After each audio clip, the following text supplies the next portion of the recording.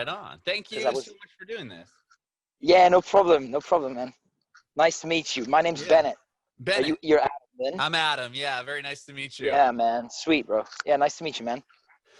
So where are you in the world? I'm in San Diego, California. Whereabouts are you? Well, right now I'm in Kehl, which is in Germany. It's just across the river from Strasbourg, which is one of the capitals of the European Union. Wow. And, yeah, but I'm from Chicago, so I was born in Chicago, so I'm American as well. Oh, really? You're born in Chicago, and then how'd you get from what I was reading about your band's story, it sounds like everybody's kind of from all over the world, right? And you kind of came together. Exactly. So, exactly. So, I mean, I guess the connection is the city of Berlin. So we're the drummer's from London, and he and I met in London, and then the guitarist is from a small city in Germany called Braunschweig, which is Brunswick in English, and that's like 2 hours from Berlin or so. And then we have a bassist that started with us recently. He joined our group at the end of last year, and he's from near to Vienna, so in Austria. So yeah, we're four different countries, mostly European, although now I guess with Brexit, I guess we're only 2 Europeans now, I guess. Although the drummer will say he's still European for life. So that's really cool. So you grew up in Chicago then?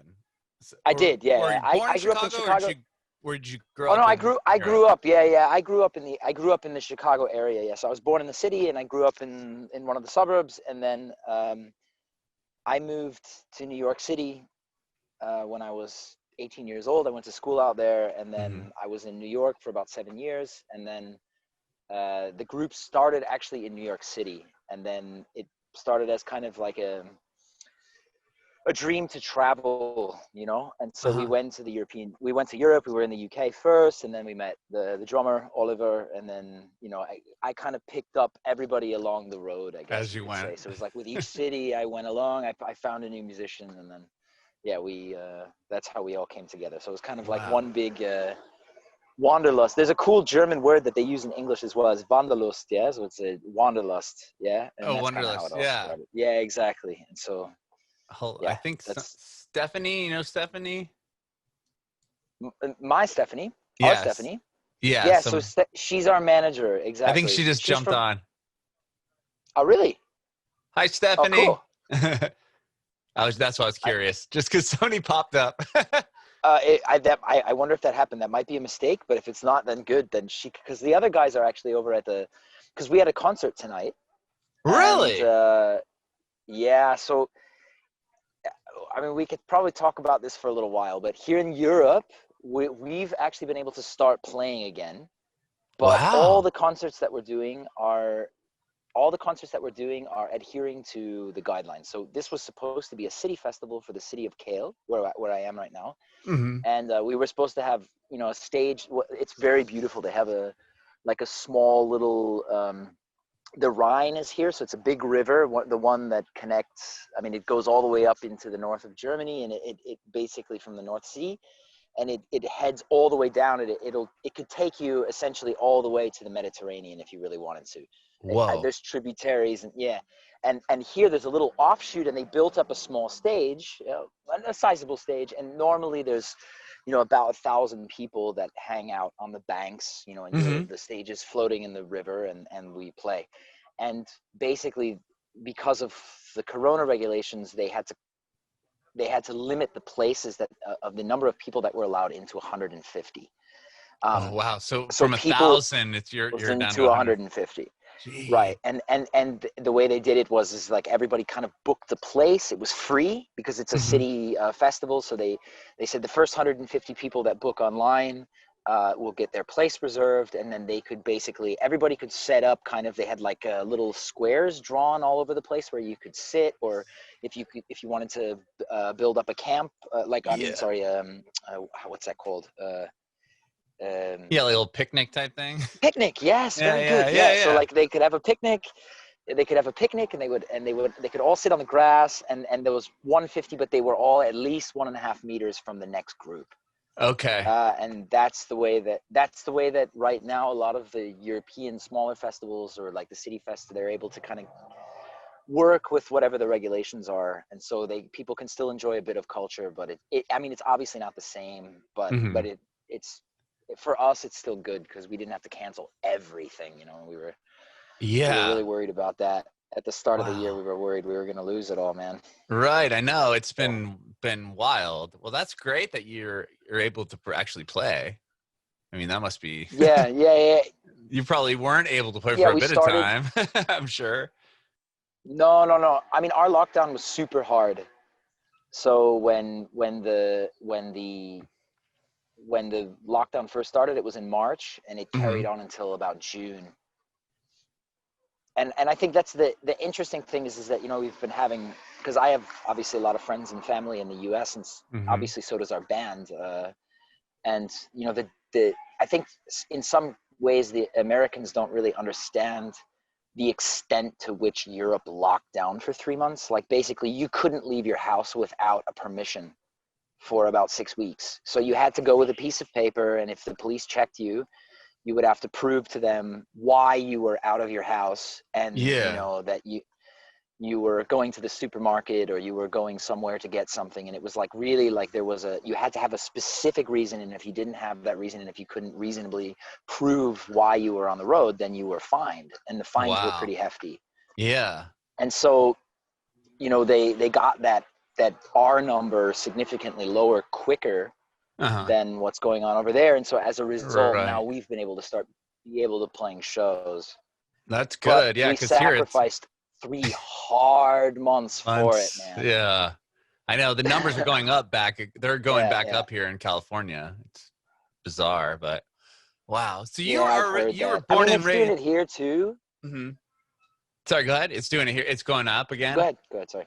No, the Well, numbers are going it up. is. I mean, yeah. I mean, it's not anywhere near what you're seeing in California, for example, but they are slowly starting to rise, and we're pretty convinced that by September they're probably going to start locking some stuff down again. Oh, okay. But at least we're going to take advantage of as much time as we can Yeah, the while next being 2 weeks. respectful. I mean, Yeah. obviously we're wearing the masks when we need to, and trying not to engage directly with fans and get too close and touch anybody or anything like that. So it's Mhm. been it's been a little awkward, but at the same time, we'll take advantage. If we can get an audience in front of us, man, we're going to do it, because the digital formats were fun.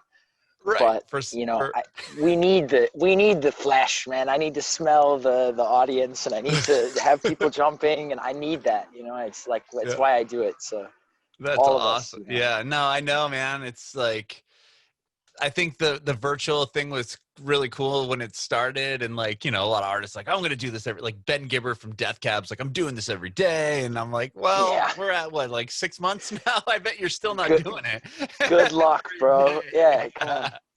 day. Yeah. Well, so Bennett, like, so you are originally from Chicago. You lived there. You lived in the States. You said up until at least 18 when you moved to New York. What was the Yeah, first instrument you learned how to play?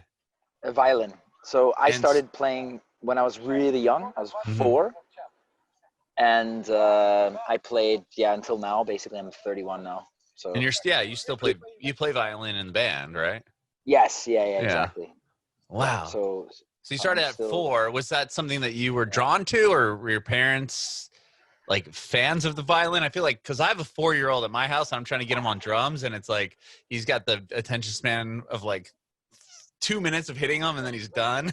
So at 4, I playing violin, that's I impressive. think I think that the smart thing that my mom did, and it was smart, was she basically told me, I want you to learn an instrument, but I let you choose what it is.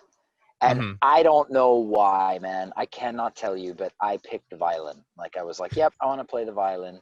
I don't know if I saw a concert somewhere or what, but yeah, Right. that was That's what I chose. And and you stuck with it, yep, obviously. I I mean, mean, wow. I mean, she helped, because obviously, when you're a young boy in the States, you want to play sports and you want to do other stuff. And I mean, I played, Sure. a lot of baseball and soccer as well. And that was, what was cool. So it was the thing I put my real energy and time into. But I played always, at least an hour a day, mostly. And I had to, I did the competitions and all that. I played in orchestras. And so I was really a classical player. And then I think when I was about, I was always sometimes like jamming and doing fun stuff on the side just to kind of be creative. But it wasn't until I moved to New York and I started playing with other musicians that were, playing guitar or playing bass or playing other instruments, that it really was like, wow, this is really creative.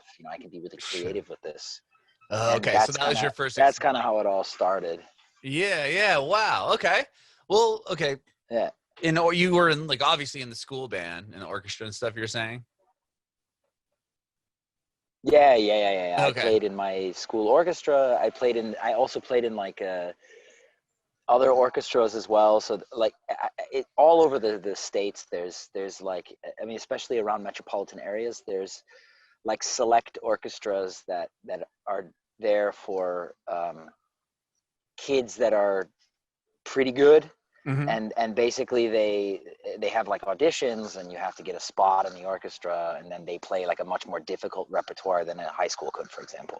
Sure. Because the high school is all inclusive, and so you have like a various range of skill levels, and also attention span as well. And so it's more for when you get into these other ones, like these more selective ones, you can play a much more difficult repertoire. So I played in some of those as well, and I did like a lot of competitions, like as a soloist, which is where I mean, you could say I cut my teeth doing that. But like, right, I didn't really enjoy the classic world because, first of all, it's like, okay, you have to play a certain way, and there's not a lot of room for creative freedom. right. And There's like I no also don't deviating like. from it. Yeah. This is like, this is the way it's played, which I think that's BS, but because like those guys, I truly believe, I mean, especially because like I live now in Germany, and Germany is where a lot of these great classical composers either were from or they composed here. And I would bet my life on it that if those guys, like people like Mozart or Bach or even Chopin or someone like this, if they were alive now, they would be electronic musicians here in Europe. They'd be making techno, 100%, and they'd be making crazy techno, really crazy electro music, because they were the inventors of their time. They were on the cutting edge of what was here, and I think that the classical world has forgotten that a little bit. They want everything in its purest form, and I'm not sure the Baroques would agree. Yeah, But that's an interesting concept. That's an interesting, like, a way to look at it. Yeah, because they're always going to evolve. It's like people. It's funny you say that, because I'm trying to think of like like Kurt Cobain, for example. Like, he's like this, legend. Obviously, he's a legend. But like, what would he be doing if he was still alive and writing music? I'm sure it wouldn't sound anything like the In Utero record or Nevermind. It would probably sound like Foo Fighters, man. Yeah, you know it what would I probably mean? sound like Foo Fighters. Yeah, I mean, but that's the thing is like it's hard to say, man. It's really it's always been something crazy, same with like Miles Davis, and you have like these jazz heads now that are out there, and they're like, well, jazz needs to be played like this, and it's like, whoa, wait a second. I mean, jazz was made as a rebellious style of music to rebel against the classics. You know what I mean? And like the fact that jazz has become classic in this way, I think is crazy. It's just like completely counterintuitive to the way that it was supposed to be. So for me, like that's kind of why when I went to New York, it changed everything for me, because I was playing in bands and I started to realize like how creative this instrument. I'm thankful, extremely thankful, that I learned classic, because it gives you the skills. And I mean, the skills that you learn from classic and jazz are, above and beyond anything you can learn in other styles, I think, because they require such a discipline, So once you have technical, they're just so technically put together. Yeah, I mean, especially on like fretless instruments where, the precision is so important, that to learn those technical skills, I think, and all the techniques, it opens the doors, the floodgates to creativity. If you've got the desire to do it and the mind for it, I think I have other friends that are really great, violinists or cellists or anything, a lot of stringed instrument players, and all of them, were classic players when they were kids. And now they're they're shredding. Yeah, shredding in their bands. Yeah. They're shredding in their bands. Yeah. So you're in New York and you start jamming with people. And then how does this, so you guys, like, you take different influences from all over the place, and you guys, like, were you going to Europe or going to these just to kind of, you know, like, what took you there? Or is it just the experience and it turned into this career? Yeah. So, well, I had a bit of a career in New York. So Mm-hmm. I didn't study music in school. I studied other things. And I was working at a hedge fund. Oh, wow. Yeah, man. Wall Street, And huh? yeah, I'm not, it's not something I'm particularly proud of these days, but at the still, time, I mean, you know, I was young and I wanted to, I don't know, you know, I wanted to it always intrigues. Those learn. always, yeah. I mean, it's like probably similar to playing music. It's like you got to be like doing a There's a million things at one time. discipline. Yeah. Yeah, for sure. And so I was doing this and basically when I was playing in bands, there was one in particular. There was a guy who I met who was from France, and he and I started to really like daydream about traveling. So he was a bit older than me, and he'd kind of already done, you know, a lot of traveling, and both of us were extremely open-minded to world music and culture. And so we had this idea to, first we started writing repertoire that was influenced by, you know, like the music of the Balkans and French music as well, of course, that he brought that influence, and I brought, you know, kind of my love of blues, but, and, you know, and hip hop as well. Both of us liked hip hop a lot, and Mm-hmm. rock. And so we started bringing these different styles together, and then, you know, dreaming about traveling, and then kind of we're like, well, why don't we just do it, right? So I quit my job, sold all my stuff, and was like, okay, I'm just going to take a violin and a suitcase and go with this guy. And the two of us just started this journey together, and I've never come home. Really? Except to tour, yeah. Oh my Yeah, that's gosh. how it started. So you just one-way ticket to Man. France, and that was it. No, I went to London, yeah. Oh, I mean, London. we chose London. Yeah, we chose London because, like, my father is a big, he likes a lot of musicians from London, and so for me, like, the UK music scene was like the holy grail when I was a kid. You know, this was like all the great rock bands and all the stuff that I listened to with my dad in the car, you know, when I was driving wherever with him. They were all from the UK, so I was like, oh, this has got to be the first stop on this journey, is to go to the Mecca, go to London. It's also the easiest because, you know, I speak English. It's a relatively English accessible place. Joking, of course, but so, you know, so we went there, and that's how it started. So I lived, yeah, they do. They say that we don't, you know, they say the Yanks don't speak proper English. Oh, sure. What do they know? But so I went there, and then I met the drummer when we were there, and so he and I became mates, and I mean, we've been together ever since. So 7 years, and 7.5 now. Wow. And yeah, that was in 2013, basically. So when it all kind of started. Yeah, I went to London in 2013, and I was playing. I was busking. That's it. So I had no connections, no nothing.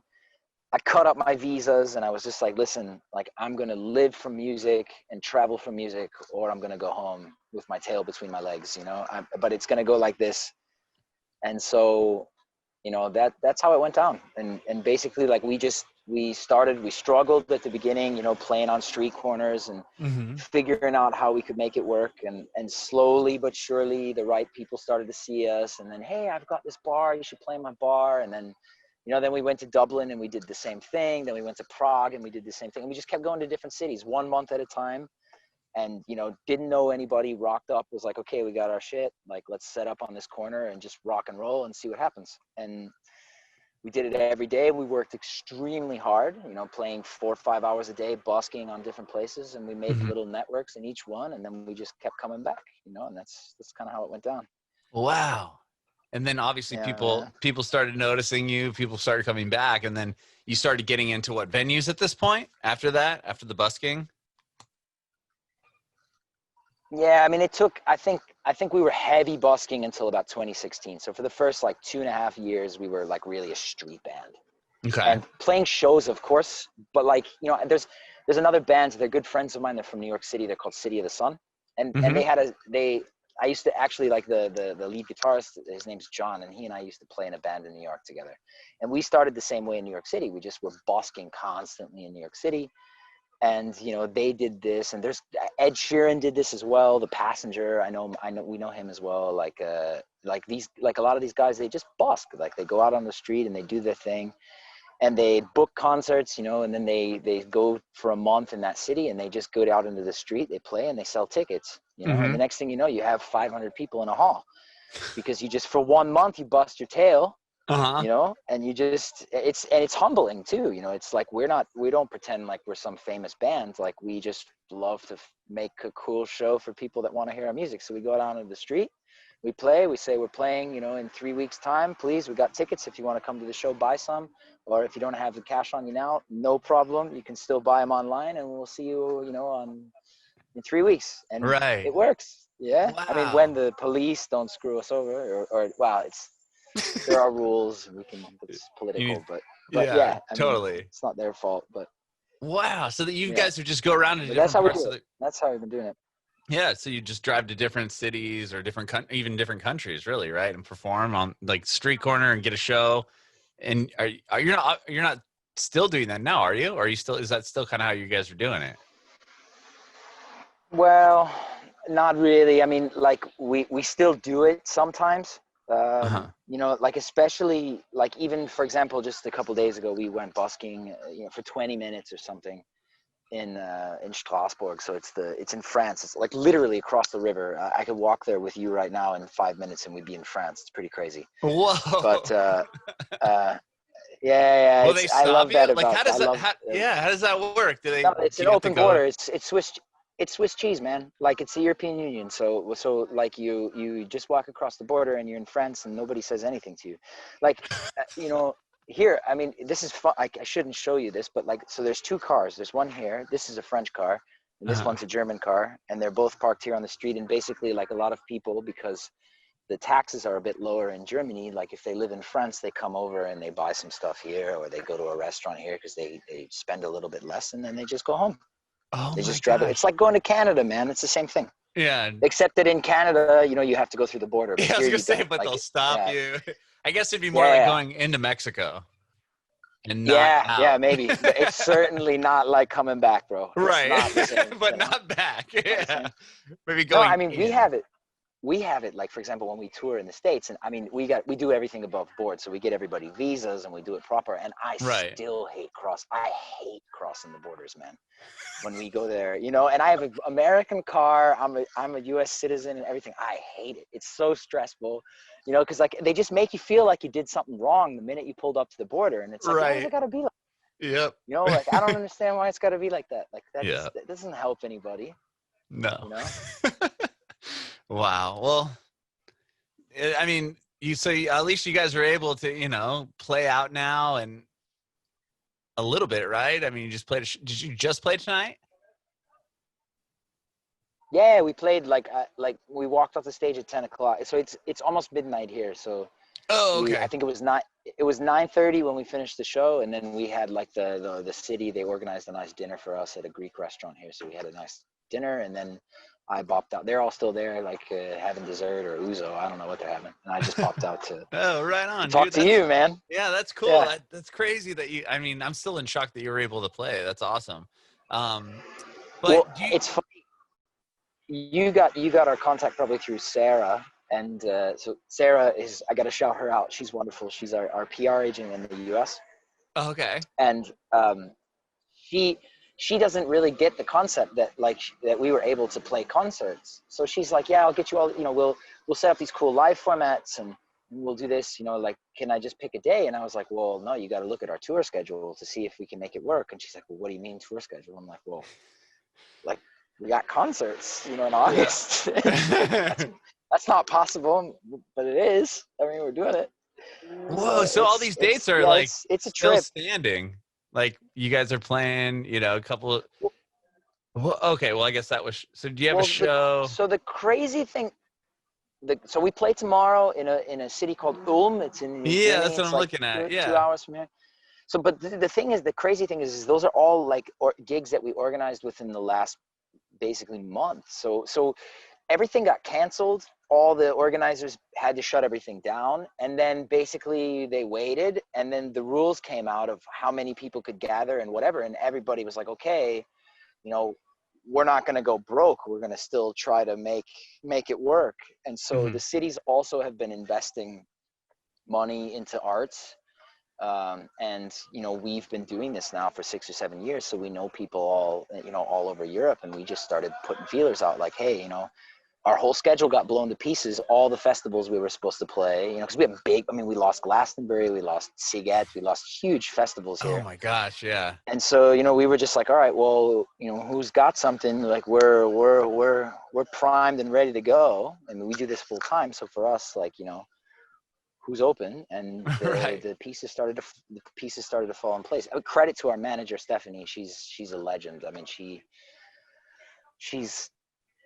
we would be dead and lost without her. She really has this incredible way of, you know, keeping in touch with people and organizing things on the fly. And we're extremely flexible as well. You know, we don't need to stay in the Ritz or anything like that. So, you know, we can stay with friends, or we've got friends all over. So we crash at friends' places, and, you know, right now we're doing everything we can just to play for people and maintain our own sanity. That's important.